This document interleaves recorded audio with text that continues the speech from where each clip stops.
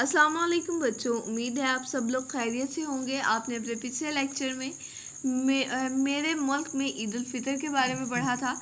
तो आपने सबसे पहले आयशा के बारे में जाना, जो कि पाकिस्तान में रहती है और उसने अपनी ईद पाकिस्तान में कैसे मनाई ये जाना। और फिर ईमान के बारे में जाना, जो कि तुर्की में रहती है, कि उसने ईद तुर्की में कैसे मनाई या तुर्की में ईद कैसे मनाई जाती है। उसके बाद अमार के बारे में जाना, जो मलेशिया में रहता है, ये जाना कि वहाँ ईद का त्यौहार, ईद का दिन कैसे मनाया जाता है। फिर आपने अब्दुल रहमान, जो कि सऊदी अरब में रहता है, वहाँ के रवायात के बारे में, वहाँ की तहज़ीब के बारे में जाना कि कैसे वहाँ ईद मनाई जाती है, किन रवायात को मद्देनज़र रख के ईद मनाई जाती है। तो आज आपके सबक में से चंद मुश्किल अल्फाज लिए गए हैं। वैसे तो मैंने आपको पिछले लेक्चर में तमाम मायने साथ साथ बता दिए थे, लेकिन इनके मायने भी एक दफ़ा पढ़ लें अच्छे से। सजावट यानी आराइश, सजाना किसी चीज़ को, चाहे वो घर है या कुछ और। धूमधाम से, शान शौकत से, यानी बहुत अच्छे तरीके से। उसके बाद त्यौहार है, खुशी का दिन जो मनाया जाता है, ठीक है। आतिशबाजी है, आग का खेल कहा जाता है, यानी पटाखे जलाना, बॉम्ब जलाना, बॉम्ब जो छोटे मिलते हैं वो वाले। उसके बाद फितराना, वो रकम जो रमज़ान में गरीबों और मस्कीनों की मदद के लिए खर्च की जाती है, उसे फितराना कहते हैं, ठीक है। आपने जो कल पढ़ा था उसके बारे में ये चंद सवालात हैं कि आप खुद अपने घर में ईद कैसे मनाते हैं। तो आपको ईद के दिन कौन सा काम करना अच्छा लगता है? तो बेटा ये सवाल आपसे है।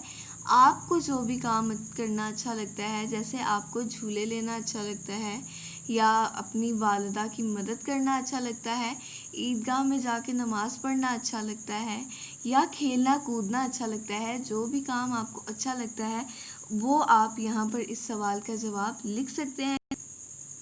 दूसरा सवाल है, आपके घर ईद के दिन कौन कौन से खाने पकते हैं? तो जो भी आप ईद के दिन खाने पकाते हैं अपने घर में, जैसे सवैयाँ, शीर ख़ोरमा, बिरयानी, गोश्त और भी बहुत कुछ है, जो भी आप बनाते हैं वो आप बताएं, जवाब में लिखें इसके, ठीक है।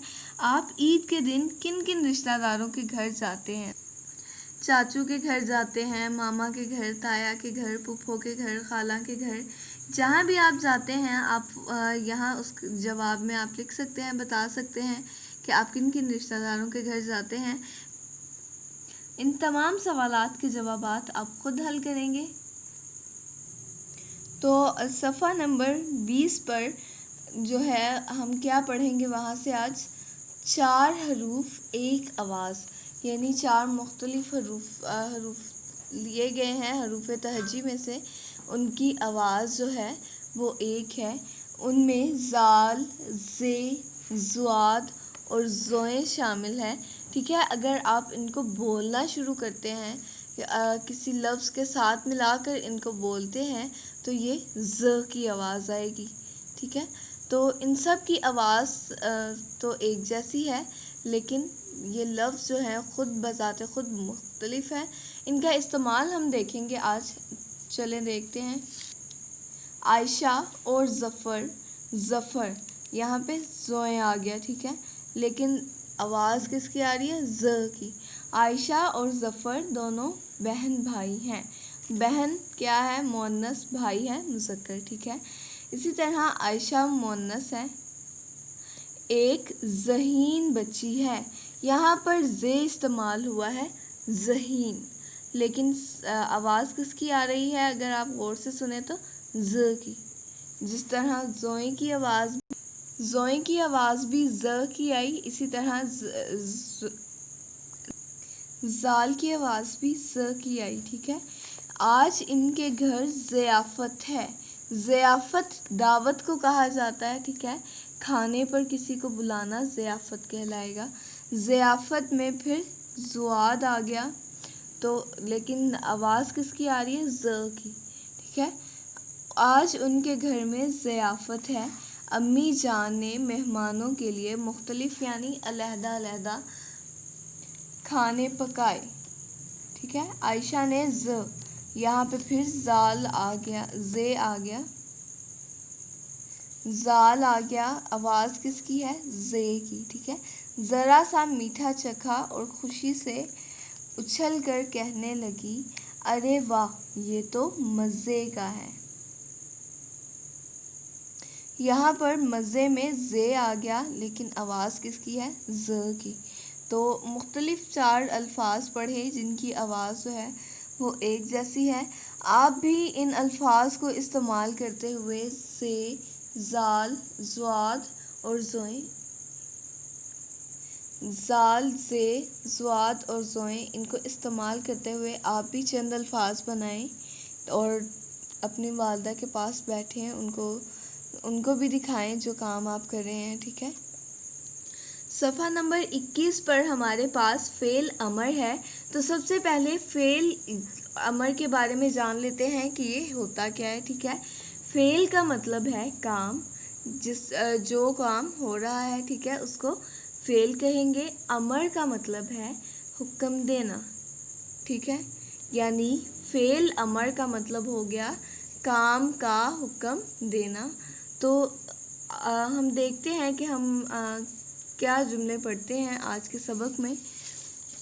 देखें, ईद के दिन अहमद से किसने क्या कहा, यानी ईद के दिन अहमद को किसने क्या क्या हुक्म दिए वो हम पढ़ेंगे। अम्मी जान ने कहा, यानी अम्मी जान जो भी कहती हैं वो औलाद के लिए हुक्म का दर्जा रखता है, ठीक है।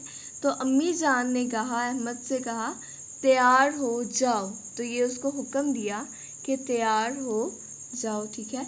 उसके बाद अब्बू जान ने कहा, नमाज पढ़ने के लिए चलो। तो अब्बू जान ने भी हुक्म दिया है अहमद को कि नमाज पढ़ने के लिए जाना है, चलो।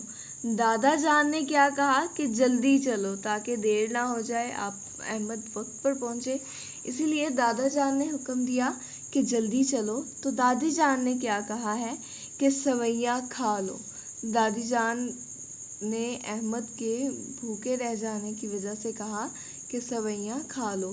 तो इसी तरह सब ने अहमद को कोई ना कोई हुक्म दिया। तो फ़ेल अमर का मतलब है किसी काम का हुक्म देना।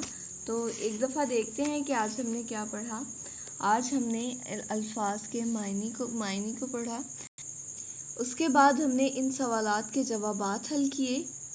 उसके बाद आपने ये जाना कि 4 मुख्तलिफ जो हैं लफ्ज़, उनसे एक आवाज़ कैसे निकलती है, 4 मुख्तलिफ हरूफ से एक आवाज़। आपको इसकी मश्क करने को भी दी गई है कि आप इनमें से तमाम अल्फाज के तमाम हरूफ के चंद अल्फाज अपनी नोटबुक पर लिखें, ठीक है। उसके बाद फ़ेल अमर के बारे में जाना, यानी किसी काम का हुक्म देना। ये जाना कि कैसे किन किन लोगों ने अहमद को ईद के दिन क्या क्या हुक्म दिए, ठीक है। उम्मीद है आपको आज का लेक्चर समझ में आया होगा। आपने भी ऐसे चंद जुमले बनाने हैं जिनमें किसी काम का हुक्म दिया जा रहा है आपको या किसी को भी, ठीक है। तो ऐसे जुमले बनाएं और बना के अपने वालदा को चेक करवाएं। आज के लिए इतना ही करेंगे। अल्लाह हाफिज़।